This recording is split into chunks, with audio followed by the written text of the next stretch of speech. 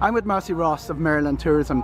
Maryland was one of the original 13 colonies, and when you look at a map, you'll notice that it has a very funny shape. It actually occurred over time. Maryland was sandwiched between two very powerful families with the king, George, the Fairfax family of Virginia, the Calvert family of Maryland, and the Penns of, obviously, Pennsylvania. The Calvert family, which settled Maryland, obviously had much less power with the king, because when you look at a map, the Virginia colony was much larger, the Pennsylvania colony was much larger, and Maryland was much smaller.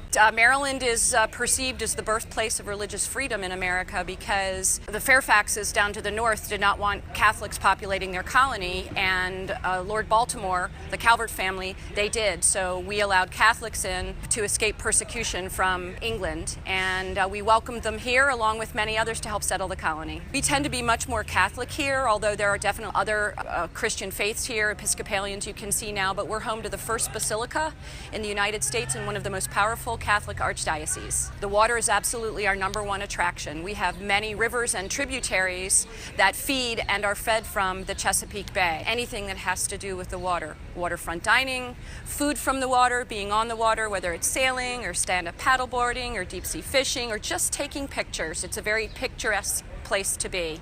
We also have wonderful big cities like Baltimore. Contrast, we have great coastal towns and villages, and then we have some really tiny, authentic crossroads where Main Street is still a very prevalent part of what it is that they do.